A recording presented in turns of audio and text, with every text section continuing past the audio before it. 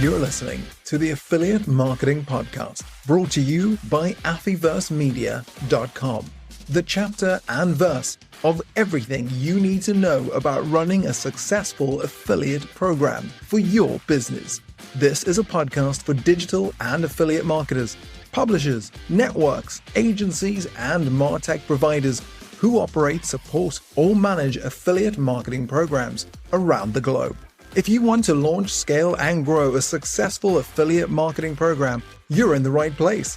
In this podcast, you'll learn how affiliate and partner marketing is constantly changing, and tune in to industry experts who are getting behind our mic to share tactical insights and practical knowledge to help your affiliate program grow. Here you'll discover what's new and trending in affiliate and performance marketing, how to run your affiliate program successfully, and gain industry insights from experts and practitioners from around the globe. The truth is, you simply won't find this information anywhere else. Now here's your award-winning affiliate and performance marketing host, an industry veteran, your affiliate marketing guide, and the founder of Affyverse, Leanne Johnston. Welcome back to the season finale of season 12 of the Affiliate Marketing Podcast. And I have to tell you, I think that this season really pushed the boundaries of topics that we want to explore in affiliate marketing. If you're just joining us for the first time, welcome to the fastest growing affiliate marketing podcast in the world. I'm very happy to say that we've hit some pretty big milestones this season, reaching more than 135,000 downloads for a business and news niche podcast. We boast more than 500 five-star reviews on Apple and Spotify, and we are reaching listeners in a multitude of countries around the globe who are launching, scaling, and growing affiliate programs across a multitude of industries. I have to say that I absolutely love this job.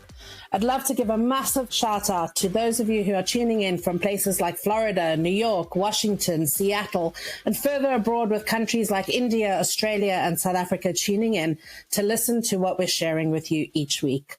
We're thrilled to have you joining us in this conversation and sharing the tactical information and advice that we're bringing you as being part of our Affyverse community. Now, there's plenty to be excited about as we head into season 13. But to wrap up this week, I wanted to share some of the highlights of the guests that I interviewed across season 12 and share some of the exciting things that we'll be delivering in weeks to come. So sit tight, listen up on what you may have missed, and remember to keep liking and sharing the content we're putting together and inviting more people in to listen and learn about affiliate marketing along with us. Here's some of the highlights I wanted to share with you from the previous episodes that we covered in this season. We started off strong by interviewing Sri Sharma, the founder of Increasingly, talking about AI and how he sees technology revolutionizing the consumer purchase experience, as well as sharing growth tactics for improving audience reach and new engagement.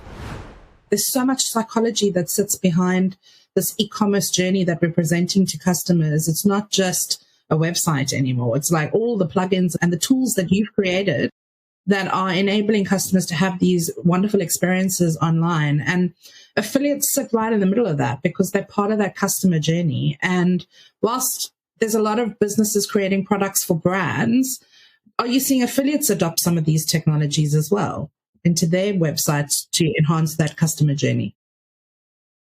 I do see affiliate marketing and particularly publishers like learning to use, for example, AI for content, without laboring on about ChatGPT that everyone talks about pre-ChatGPT. You could do things where you could test copy, be it for email or be it for landing pages. You're using AdWords already. AdWords is all machine learning. It's just now that with ChatGPT, you can do even more things, and you can do it by asking verbally, not having to write down. That is the next evolution. So it becomes simpler to do. So yeah, affiliate marketing is already using it. And I do think that affiliate marketing is at the center of all of this. I think sometimes it's not used enough strategically. You said it's a complex line. Before it was just use SEO and then PPC. And now it's, well, where does your customer journey start? Is it Amazon? Is it TikTok? Is it Instagram? Is it YouTube? Is it SEO? Et cetera, et cetera. And affiliate marketing can sit actually at the confluence of all of that, because it's about saying to the advertiser, what problems do you face? And actually, how can we help you, right from saying, where is the customer starting and how can we find more people who are there? in terms of publishers, through to all the way to the end, which is where we sit, which is, well, actually, you're bringing somebody to the site. Would you like to actually improve the performance? Would you like to eke out 10% more AOV? Yeah, and I think it's quite promising because we're working in a really volatile market right now. And I want to touch on this point because there's a lot of e-commerce people that are tuning into this podcast each week to learn about what's happening, what's trending, and how they can actually move their programs forward. So can you give us a sense for what you're seeing in the retail sector right now? Because people want to elevate their performance. And as we've got a really cool summit coming up in 2 months' time, which is going to be talking about just this. So what are some of the volatilities that you're seeing with retailers right now? And what are they doing to combat this market that we're working in? Yeah, so from a customer standpoint, I think some of the key trends are, I'm sure many people have heard of the concept of essentials, extendables, and expendables. So essentials are, for example, the things that you need for your kids. You need food on the table. Things, interestingly, also your pets are part of your essentials. Extendables are things like holidays, and expendables become your personal accessory choices. So, a new top, some new hair product, those become expendables. You can really push them out into the future. So from a customer standpoint, that's what you're seeing. And that's why when you see, in our data, there are definitely trends where many retailers are seeing a downturn in traffic because depending on the sector they're in, they're facing that. But in some sectors, they're not because they are clearly essential to the consumer. And then from the retailer landscape, you're seeing volatility because in the US, you would have seen things like Party City or Bed Bath & Beyond. In the UK, Missguided and Joules, who have filed for bankruptcy. And that's been because of heavy debt, also for some of them stores, inflation, and supply chain costs. So it has been a really, really volatile space. Now, that doesn't mean there aren't people who are succeeding, and it doesn't mean there aren't people who are struggling but managing to keep it together. And there are some definite ways that people can do a better job of that. And that's the challenge, isn't it? It's like, how do you ride the storm? For many people, it's how do you ride the storm and how do you find the opportunities? Because in every downturn, there is an opportunity. When you then look back in a few years, every single person will go, do you know what? It led to something. And I've seen that because I've been through more than one downturn. Next up, we took a more pragmatic approach to understanding data, how to use it, to review the results, and how data impacts your affiliate program performance. We all know that data overwhelm is a real thing, and we can fall into being overwhelmed quite quickly. But in this episode with Matt Ranter, who details exactly how to break down data into actionable results, as well as using it to set clear outcomes, listen up in this excerpt as he explains this in a lot more detail. I wanted to dive deep into the kind of looking at how brands should be driving their revenue and how they should be using their data and how they should be doing that analysis. So the one thing that I thought was super interesting before I got you on this podcast was looking at your website and seeing how you talk about pragmatic data science. And I want you to explain this a little bit more in detail and why affiliate managers should be adopting this kind of methodology in looking through their data to drive performance-based decision-making. Yeah, absolutely. It's a great topic. So typically with pragmatic data science, it would refer to kind of approaching data science in a very practical way, in a way that's focused on achieving results. So that's what works rather than what might theoretically be ideal or more complex. And if you boil it down to a business book, it's good is better than great, right? Like in that kind of thing. Pragmatic data science is first and foremost problem driven, right? What's the specific problem in the real world that you want to pursue data science for, and understanding the problems that need to be solved, and then how and if data science can actually help. Then moving into like a focus on simplicity.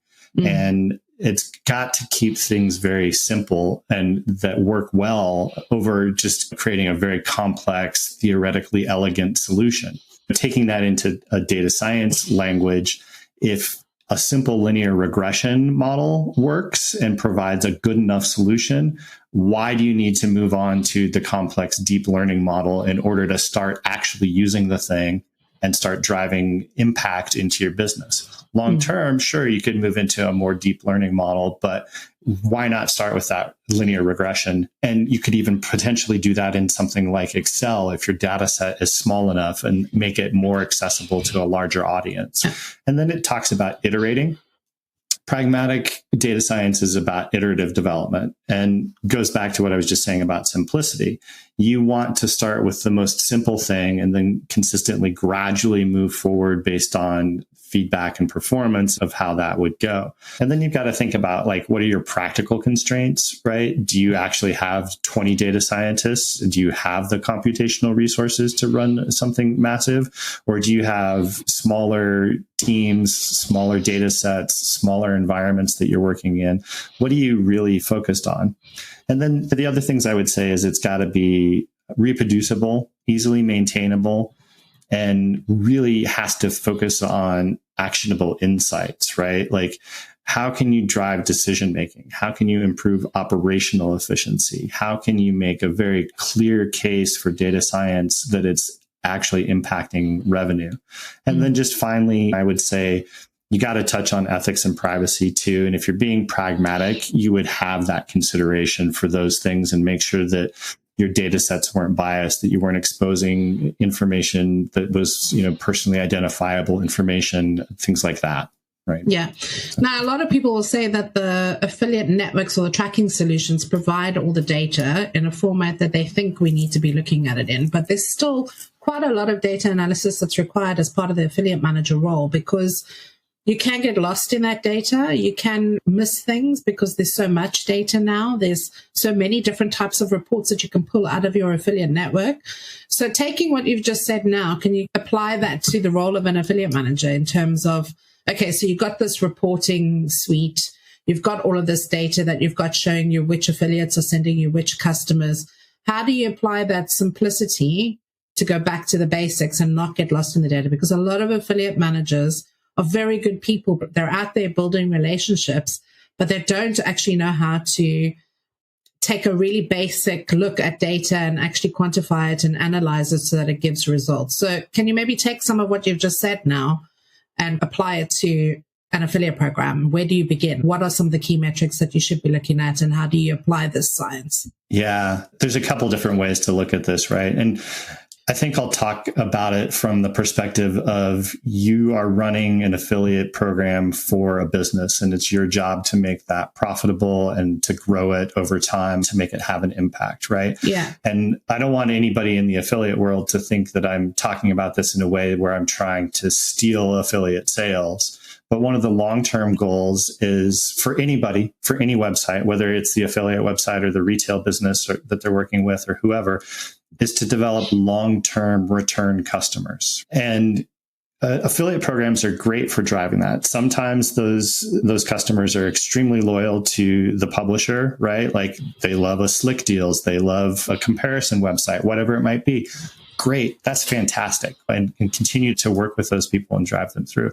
Other times, what you're hoping for as the affiliate manager inside the business is that you're going to win a long-term customer out of an affiliate relationship. And so in that fashion, you need to understand something that I've never seen an affiliate platform give.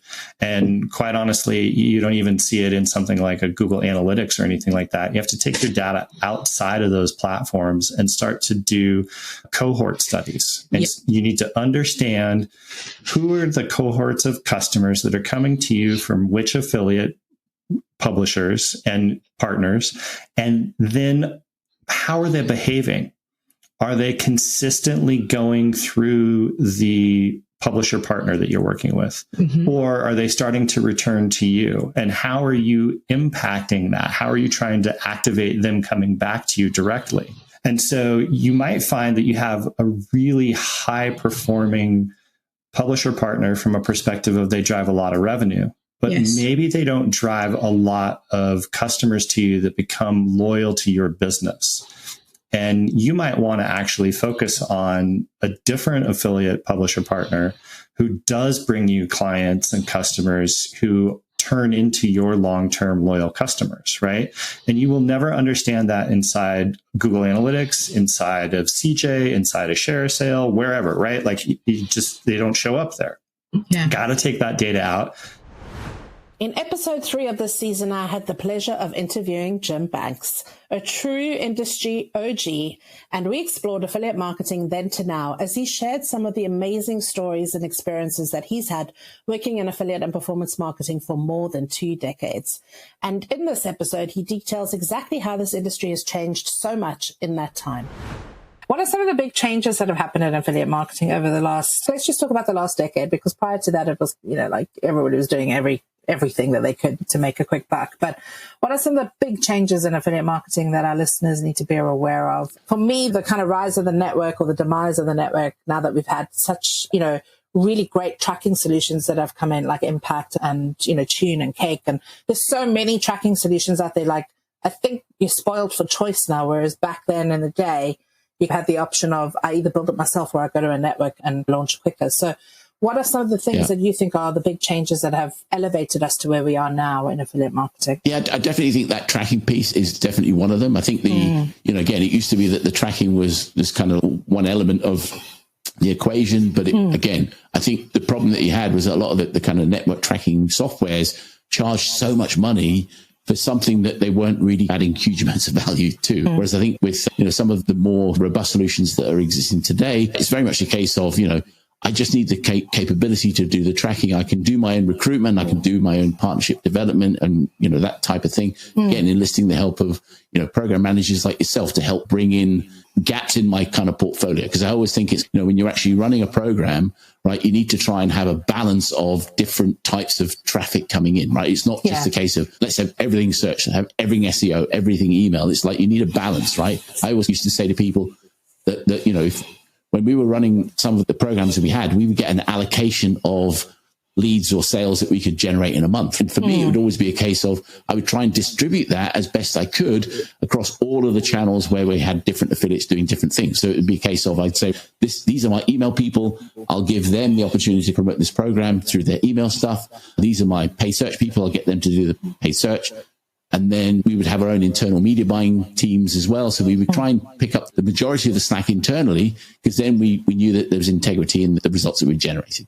Right. Once you kind of go out to third parties, then it's a little bit more kind of a leap of faith, and you have to trust the process. But, when you've done it yourself, you know exactly that every single sale that you generated is legit.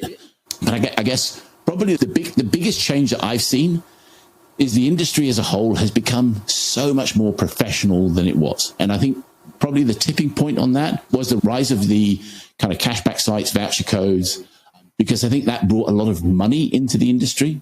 100%. I think that shift from traffic driver to brand or problem solver, that has been the biggest mindset change in affiliate marketing in the last 10 years for me.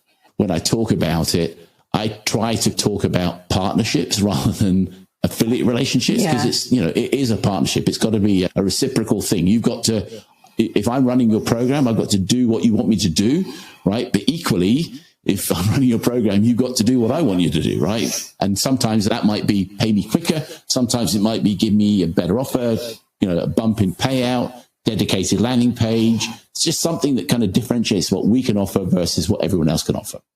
And us as the affiliate managers are the marionettes of those puppet strings. Like that's pretty much what our job is. And understanding that and knowing your place and your value and your worth in controlling all of those mechanics is really ultimately what affiliate marketing and affiliate program management is all about. One thing I want to ask you, which is like something that I've been waiting to ask you for a while because I know of your experience in the industry, but what's the one lesson that you wish you had learned sooner? Because, hindsight is an amazing thing. I know I would have probably swapped to the affiliate side a lot quicker way back in the day and made my millions, but I didn't. I stayed on the kind of, B2B side and actually managing all of the relationships instead. And it's been an amazing career. We get to travel to amazing places. We get to meet amazing people. But what's the one key lesson that you've learned in your time in the performance marketing economy that we're in right now? Yeah, I think for me, it's probably right that certainly for the first several years of running it, I didn't really think of it as a saleable business opportunity. Whereas I think now I would absolutely set myself up for success by looking to have a business that I could grow to either, buy other companies or sell to somebody. Because I still think there's a lot of demand for people to, again, like you look at your impacts and, acceleration partners and so on, they're going around buying companies left and center that fit the kind of gaps that they have in their portfolio. And if you can create something that fills a gap in somebody's portfolio, right, then you have the opportunity to grow a business pretty quickly, right, without much risk, right, and have something that is significantly saleable down the line, maybe 2, 3, 4 years down the line. Episode 4 was a humdinger, not only because I got to interview the lovely Gayla Huber, president of IntegriShield, as we talked all things compliance, but also because I was intrigued to see how she views regulation and compliance in affiliate marketing as a way to propel brands forward versus stifling innovation. In this episode, you should go back and listen to, if you're managing a big global program, what kind of points and tips you can pick up on to manage the complexities simply by using IntegriShield's advanced compliance solutions. So compliance is so broad, right? It's from checking that the content on the site is compliant, checking that it's not somebody who's like brand bidding or squatting on your brand or doing something illegal on your brand. And then it's also making sure that your brand is being protected in terms of like from the marketing perspective as well. So all 3 segments are things that your tool can actually help brands develop. Now, what about from the publisher side? Because we do have publishers that listen to this podcast too. What are some of the common things that the publishers are asking you to look for? So we actually have a lot of those as clients as well. When you think of it in terms of a business and long-term success, right? In the compliance space, compliance is kind of a nasty word. Nobody really likes it. Think of it in terms of risk mitigation. So when we look at a business and we say, what can you control? What can you not control? You're really just taking a look at what risks are really going to put you like in the sights of a regulator or in a lot of litigation, things like that. And so for the compliance side, we tell the publisher side, one, you've got to have policies, right? So it's really important that you have a really good vendor due diligence policy, that you're going through all the questions, forming those relationships. And then making sure that you have policies in place that folks need to adhere to. And then from there, once you have it written and make sure you're following those policies, then you need to make sure that you're monitoring what people are doing, because you really don't want anything coming in from bad sources, essentially, right? And a lot of times it's not what we know, right? So it's probably not the folks that we're working with directly. It's going to be folks that they're working with, but maybe they didn't have the good due diligence process in the beginning or form that relationship. And today, I mean, I think in terms of TikTok, there are so many people who just produce content, right? They didn't go to school for this. They have no idea what the regulations are. They're just producing content to get clicks, right? So there's just a lot of education that has to happen. And so it's not that it's always a fraudster or a scammer or a bad guy. A lot of times it's just education. And so when we work on the publisher side, it's really just getting with them and scoping out and looking at their entire network and like, where's everything coming from? And then from there, identifying who's doing it on purpose and who's not doing it on purpose. What do we need to do to fix it, right? Because it's all about ROI. And so our goal is not, because I've been a marketer, which I think that's one thing that makes our company so different than everybody else. I know that the goal is not to take down. We don't want to get rid of revenue. The goal is just to fix, right? So just fix it. Don't take it away. Just work with folks, educate them, make sure that they know what they can and cannot put out there. And I mean, a lot of affiliate managers have to be experts across multiple industries, because I know what happens in the US is very different to what happens here in Europe. Our GDPR rules, and I'm going to bring you back onto that in a minute, because I know that you're doing a lot of stuff with US regulations. So we'll talk a little bit about those things. But keeping abreast of all of that is part of your self-development and learning, because, like you said, it's, publishers, they're making content. They're either buying ads and reselling that inventory, or they, very good with keywords and SEO, or they know where to find, traffic sources that nobody else has touched, because that's kind of what they live and eat and breathe and do. But none of them have had this education in terms of like advertising standards codes, which is what we have here in the UK. Even in the gaming industry, for example, from the point when a customer clicks on a link to the point when the customer signs up and registers has to be only 3 clicks. So if you're thinking about a publisher that has an ad on their website, the customer clicks on the ad, goes to sign up their account, and the ad that they saw has to give them the bonus that they receive on the end of that click within 3 clicks. Like that's how granular sometimes the compliance is across multiple different industries. So it's, everybody talks about, oh, you have to be a great relationship manager. Everybody talks about the fact that you need to be a good negotiator and salesperson. The compliance bit is the bit that still gets stuck in the back office and everybody forgets about it until it becomes a problem. But it doesn't have to be that way. Yeah, absolutely. And so when you were talking about the 3 clicks, that's funny. We kind of live on a 1-click policy around here, just the US. In general, best practice, 1 click away. But it is something that a lot of folks, especially the newer folks coming into the industry, they don't know. I mean, you couldn't even, I think it was probably 5 years ago, I saw the first compliance degree at a university in the US. I was like, oh my gosh, how sad. Nobody knows what they're doing. And we love our attorneys, right? We work really well with attorneys, and attorneys are great, but they don't really have the practical application side of understanding how all that works to know whether or not how to make it compliant or whether or not it is compliant technically. And so I do think, like, for the folks listening, if we have any of the sort of people newer into the industry, a lot of our OGs are going to be like, yeah, we've been there, done that, we've lived it all. But for the newer folks, I think it's imperative that they actually take the time.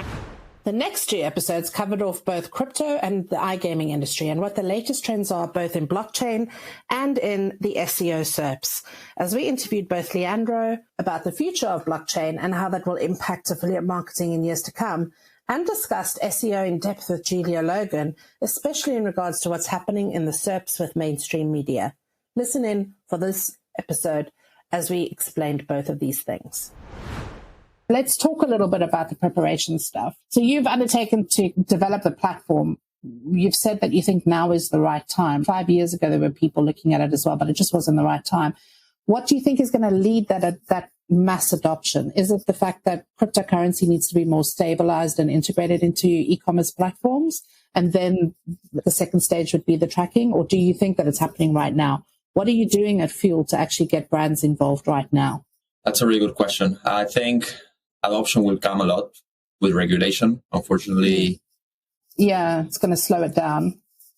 I mean, I think we're actually being slowed down by regulation in general. I think there's not a lot of clarity on the rules. So I think there's lots of brands that are really excited about blockchain, but they haven't went full in because they still don't know the playing rules. So who has to drive that? Is it kind of like how the affiliate marketing industry was 20 years ago, where we all sat around a table and went, okay, this is going to be what our best practices are? Like, who is it? The customer that's driving that? Is it the regulatory bodies, the financial regulatory bodies in each country that has to drive that? Or can it actually be the consumer themselves? How do you think that's going to play out? Yeah, so I think there's lots of manifestations of customers or consumers that are leaning to crypto because, again, like they understand the value of digital money, digital assets. You were talking about generational changes, and I look at my nieces and they are playing Roblox or other metaverse games, and for them it's just like so natural to be like interacting, engaging with their friends on a virtual environment. I guess also it's the same as we used to buy like CDs. Now we listen on Spotify, like why I carry with CDs or why I carry lots of books when I can have my Kindle. I think money, to some extent, like digital money also could be an analogy for like bills, or maybe having like funds locked into US bank or UK bank, like when you can actually transfer it to anywhere. But yeah, I think regulation is going to play a really important role here. I think there'll be jurisdictions or countries that will be favoring crypto, others are going to be favoring less crypto. Yeah. But yeah, I think that's going to be like a huge thing. And hopefully this year we'll see lots of definitions around that. So you really do need to actually just start reading and listening and tuning in and actually just being aware. That's kind of the main first step to kind of elevating and figuring out what's the next step. But what are some of the essential things that brands you currently work with need to get done first before they step in? Are there technical integrations that need to happen? Or does it just all link together? So talk through the practicalities of that. Yeah, so the technical integrations are like very simple. So like we integrate on the website part, like on the front end, we use like something very similar to an SDK or to a pixel. So that way we can track how different users land to the advertiser's website to different tracking links. So we can attribute those to the right affiliate. And then for the conversion portion of it, as I was mentioning, it's as easy as having a smart contract address, which is like this public database address that these different merchants or advertisers have. And then we are able to now start reading from this public database all the events that occur.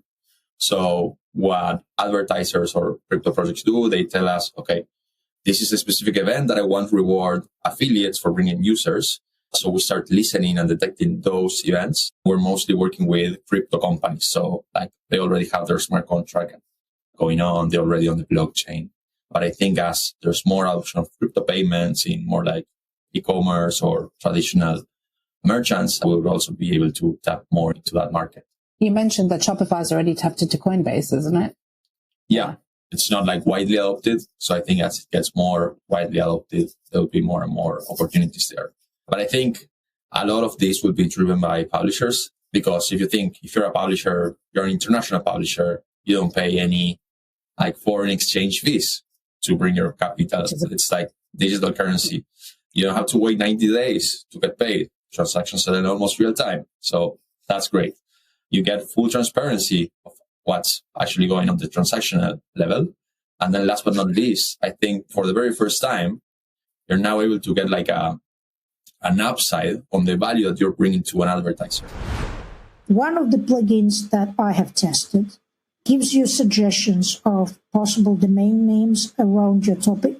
Yeah. And then can also check for availability of those domains and even check for the lowest price across a bunch of different registrars. That's saving loads of time for SEOs. Yeah. That's saving loads of time.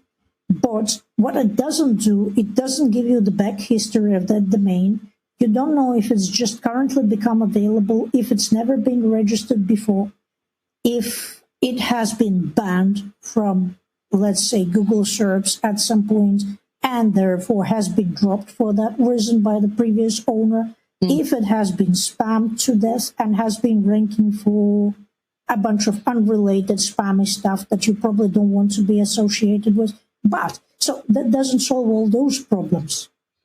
Let's say if I was building a plugin, I would probably build something that does the research that we normally do manually for our customers. But within that ecosystem, within that interface, that's where I see the opportunity. But basically, yeah, it works. It does the job. It does what its creators wanted it to do. And it drives them affiliate commissions if they are the affiliates of all those registrars from the actual registrations that happen through those referrals sent through ChatGPT. And what about the content side? There has been some discussion going on whether or not you should close your site's content from indexing by all those AI companies. Like ChatGPT uses for training everything they scrapes from everywhere on the web up to a certain point. At some point, they will probably be updating their core base of knowledge. For now, the availability of web browsing in the paid version of ChatGPT enables it to access the live web, what's current on the web. So basically, it enables it to access your site. If you don't really want it to access your site, you can put the user agent in your robots.txt and it will not access it. But the question is, do you really want to ban it from accessing your site? Or should you really embrace this as a potential traffic channel? In this episode with Ilona Malinovska, the MD of WebGains, we explored back-to-work cultures, what it takes to be an effective affiliate program manager, and how important staff training is in this industry. Ilona shared her views on how WebGains is building an inclusive culture in their business and supporting staff to meet the complexities and growth challenges that this industry is encountering as it continues to grow at a rapid rate. You held a webinar recently about juggling career and family, and while working in affiliate marketing is great because you can work remotely, I want you to talk to me about your experience leading a global team and also managing your own family commitments, because one thing I do see in our industry is that account managers are burning out. Like they're churning out of this industry. They come in, they learn, their skill set drains out with them, and it's because they're not supported in this very complex role. So what are some of the things that you guys are doing to help support that? Yeah, so it's a very difficult topic, and I think we are still at the beginning of the journey. I mean, generally, affiliate industry, we are fortunate to be so flexible and so progressive to an extent, with working from home, with flexible hours, with part-time roles which are available across the industry.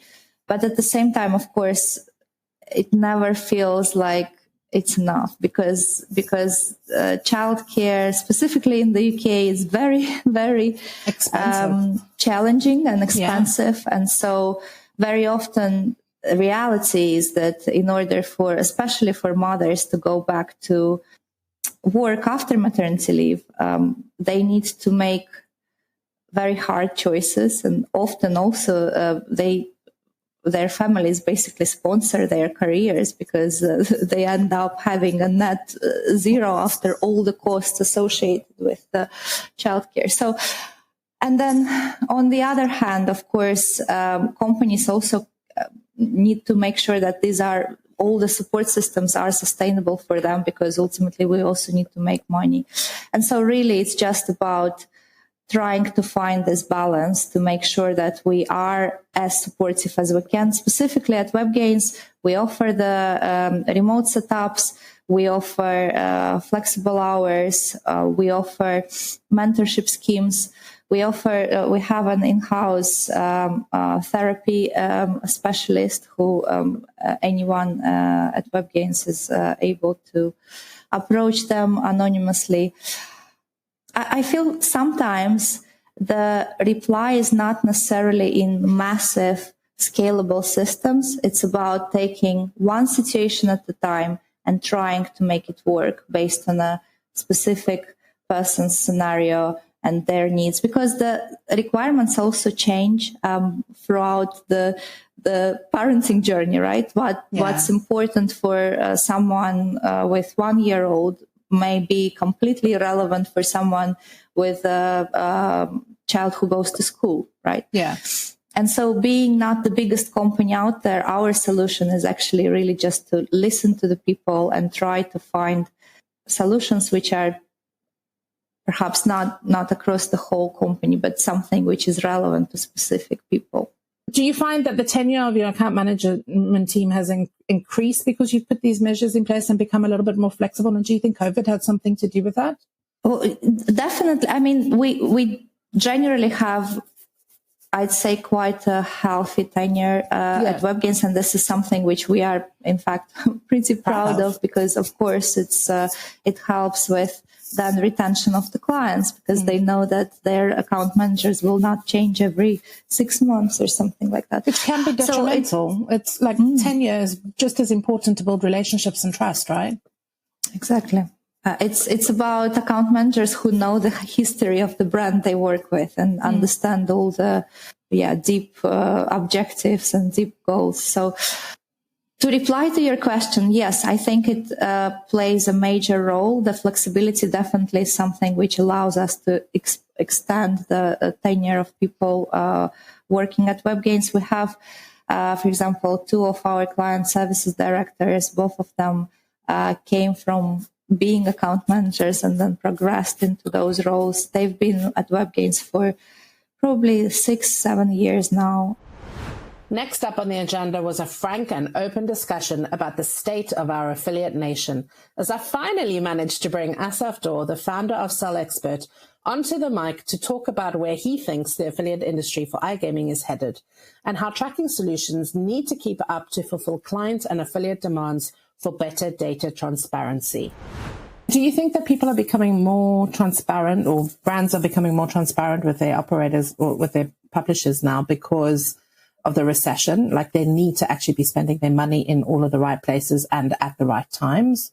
Do you think that's kind of spearheading that forward? Because it has been a topic that we've spoken about in gaming for a very long time, where data has always been siloed or hidden, or, there's never been that kind of level of transparency between brands and publishers. So do you think that that's changing because of the kind of economy of the state that we're in as well? I think, I'll separate my answer to two. So there is a wave of attention towards performance marketing. Yeah. And I think that's directly a result of the crisis. So whereas companies used to have, let's say, open bill marketing budgets were fueled by VC money, they don't anymore. And now every marketing department in the world has now very strict targets, conversion performance targets. And focusing their efforts now on performance marketing and is the natural, how will I say it, is the most reasonable choice for them to put their focus on. And we noticed this type of attention from SaaS companies and from other providers that were used to only running their own internal campaigns, typically at the expense of low return on investment. So that's that as a foundation. I think that's true.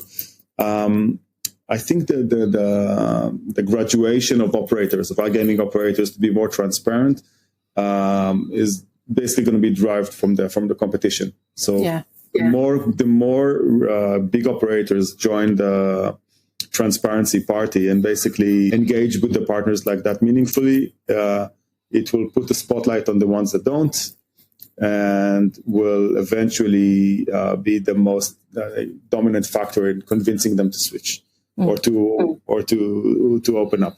So there will be a point in time where a critical mass of operators will shift the default behavior, that sort of thing. But I think the trend is towards transparency. Good. I hope that I see that in my lifetime, because for the last 20 years it hasn't been there. But no. I mean, the other thing to talk about is, you've spoken about the data transparency. You've spoken about the cadence in terms of how quickly we need to report. But as a technology provider, where do you believe that tech should also support relationship management? Because our industry is still very much based around building relationships with partners. Absolutely. So what are some of the things that, you're building into the platform that can help affiliate managers build those partnerships and actually segment out their partners properly so that they know how to handle them and give them the right tools and tactics to actually promote? I mean, that's, like I said, relationship. The foundation for this business is trust. So trust is about reliability in technology, and about transparency in the sense that so if tracking fails, that's a crisis in trust, right? I would risk my resources in order to promote your brand, and now something is failing at my expense, then we need to have a talk about it, or I have other options. So reliability is key, and we put a lot of effort in Selexpert in operating a world-class infrastructure product that can sustain any scale, and we power hundreds of companies, not just in iGaming. Publicly listed companies, vast amounts of traffic and information, and so that's a very important aspect of that, and it goes back towards the transparency as well. So the more consistent you are in results, and the more and the serious affiliates will always test your transparency. They will verify that what you're saying is true, and they will check up on every metric to make sure that they're at the right place before risking substantial resources, which is legitimate. It makes sense. So the way for us to allow you to nourish these relationships is we allow you to control the level of transparency you have with the partner on an individual basis. And in Selexpert, you can be as transparent as you like to be with every individual partner. Down to disclosing very highly granularized data about the client's performance in order to support certain partners' operations, allowing them to optimize, opening discussions about the deals. If something is not profitable, then it might make sense to expose the data and have a discussion about what's the right balance between the affiliate cut and the operator cut. So these are things that I think are driving the trust. As we came to the close of the season, the lovely Adam Remo joined me to discuss his views on SEO and program management. With decades of experience between us, this really was a fun episode to record, as we both have very clear views on how partners need to be managed, how programs need to step up to support them. In this excerpt, we spoke about video and how to leverage better performance from content creators too. Can you explain the opportunity of video, and can you talk us through how you're currently optimizing video traffic for the brands that you're managing, and just give us a little bit of insight on what's happening there with Rich Media? Yeah, there's a lot of different tests I've done over the years. So I'll just give a high level overview. And then if you ever want to go like deep in, we could do one where we optimize videos together on a podcast or something. So there's a few ways I look at video. One, do I have content that's not doing well or not converting well? Maybe it's because the content on its own is too hard to follow and people don't have a good attention span in that demographic. So maybe I'll try adding a video in. Another thing you can do with that video then is deploy something called video schema. All schema is a fancy word for some code that you could have AI even start to write. Now, there's going to be errors, so you could definitely use a tool like Schema App or SEO Clarity or something else to create the schema library for you and define to a search engine, this video is about this topic. Here's what you're going to learn in it. Here's who will benefit from it. Here's the length of it. And then maybe that's what's going to convince the person. And depending on if you use a video overlay, you can inject your affiliate links as you're mentioning products. Certain platforms like ShareASale offer video players, but that's only for the merchants. So they could actually take the video, but that would expose you to other affiliates. So it's not a good idea, and put the affiliate links on it for you. It's going to depend on your relationship with the affiliate manager. The next thing you can do with video is look to see, do video results show up in search results? So maybe it's, how do I paint a picture? And then all of a sudden there's no video showing up. So maybe that's an opportunity, because a how-to is a type of search query that normally generates a video result. Find some of your affiliate partners that are in the painting, art, and crafting niche, give them a different topic and probably pay them or give them a higher commission if they do this, and teach them how to optimize by using the right wording, the right description, setting chapters and other elements, and key moments if you're going to upload it to YouTube and then embed. And what's going to happen now is your goal is to trigger the search result to show a video within it. The next one is to go to YouTube. If they have an active channel, let them cater to their audience. They know what works. We can dictate what we want, but that's what we want. That doesn't mean it's right for their audience. So give them the control. We are not the experts on that. What we could be the experts on, though, is the opportunities they missed. And that's where we add value to them and help them make money. So there's a few ways to do research on that. One, look to see who's already showing up. Research the titles they're using, the descriptions they're using, what plays before and after their videos, and keep a track of the themes that are currently important to the algorithm. Now, go in an incognito window and make sure you're logged out of Google and YouTube, and start typing the main phrase. So if it's, how do I paint a picture? So maybe start with, how do I paint? And look to see what drops down. Then delete that and do paint a and see what drops down. Maybe picture is not the top result.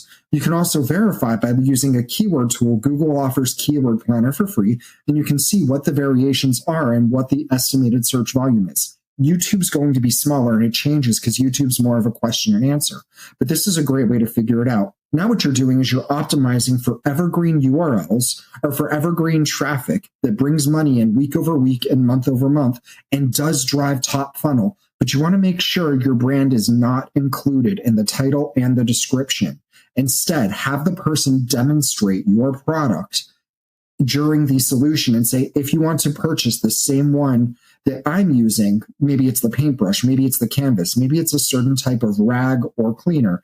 I'm looking at the picture behind me, which is why I came up with painting. And then what you've done is you've opened yourself up to a much larger audience because the search query is not brand dependent. Two, if that brand shuts down their affiliate program, now you can change the link out for the same exact product at a different store, and you may be able to make more money.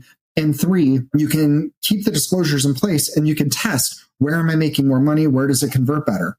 One thing that a lot of affiliates forget to do is look at the demographics on your content, whether it's a blog post, an ebook, or a video, and then compare it to who shops at the merchant. You might love the store, but if your audience isn't you and has different needs, maybe a competitor to that store has the same audience. And by matching the audience with the product, you may get better conversions and revenue from it. Finally, in this last episode of Season 12, we reflected back on my recent trip to Vietnam, where I spoke at the CPA Affiliate Conference, which was hosted by XNES Affiliates team.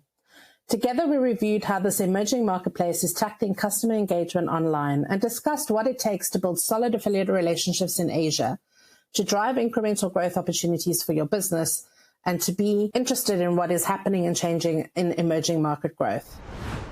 There are some differences between countries, and you're absolutely right saying that the maturity is another bottleneck can be another bottleneck for the affiliate business if you wrongly chose some location, some country or geo, and you cannot operate well there if you're not enough customized to this market. But for us, it's very different. But at the same time, we have the same product, the same IB product, the same CPA product, but we always try to be closer to the partners to see what they need actually, let's say in Latin America compared to Asia, like Thailand or Vietnam.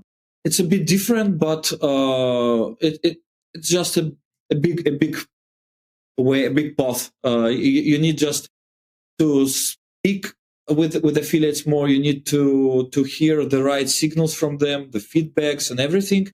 And sometimes you can customize the product, but the approach can be quite the same in general terms, I would say. I don't know, maybe Jana has some more specifics because she used to work with so many affiliates in different parts of the world. So maybe she can give some other perspectives. Well, yes, talking about the commercial models, I would say that the revenue share is still more popular on the Asian market because maybe it's more clear for them, it's more used to them.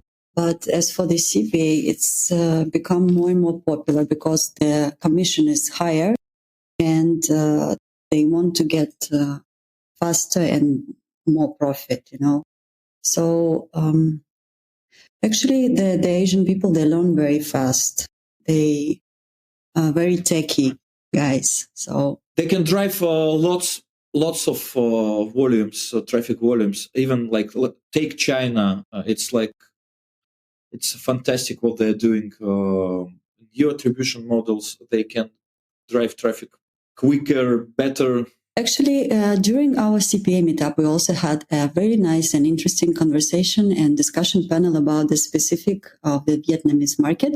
And we were discussing the differences also between the North and South Vietnam, because it's very different.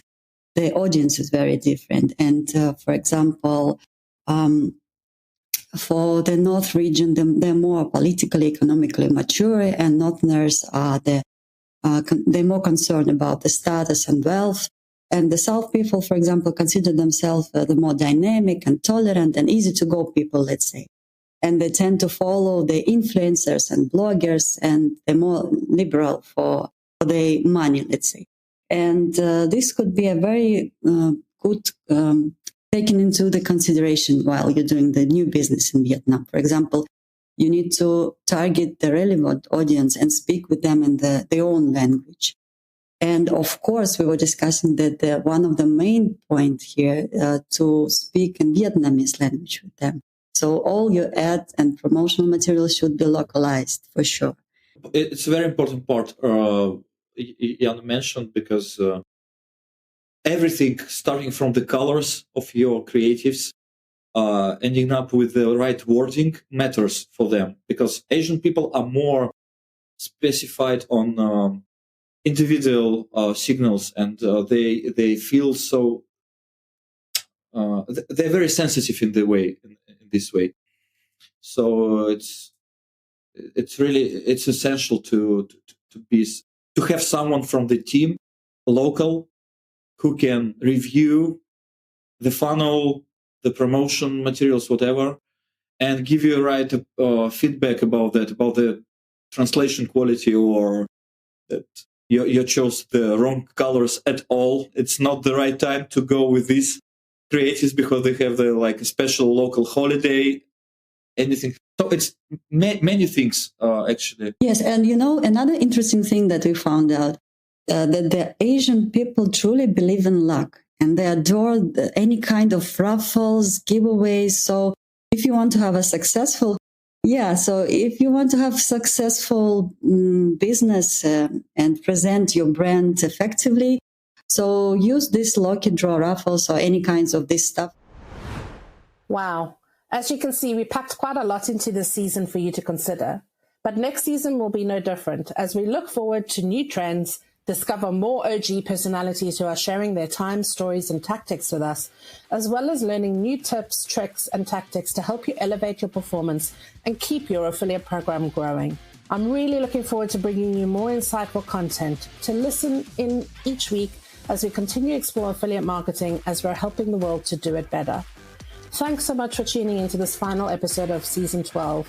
I hope that you've liked what we've been putting down and that you'll give us a like and a share with your colleagues too. I can't wait to start Season 13 with an interesting two-partner that you certainly are not going to miss. See you all soon.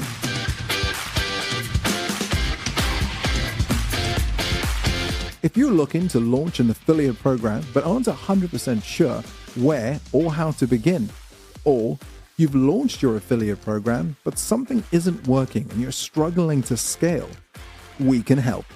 Book a free 15-minute strategy call with our Affiverse agency team to find out how we can help you get to where you want to be. We offer a range of affiliate program management services, from strategy and consulting to technical setups and complex affiliate program migrations.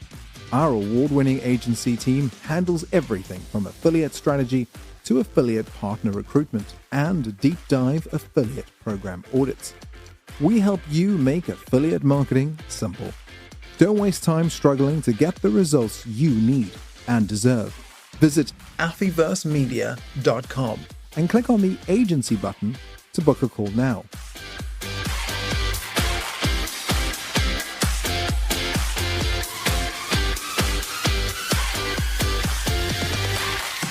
That's a wrap for this week's Affiliate Marketing Podcast. If you're loving what we're putting down, why not head over to Apple iTunes and give us a 5-star review?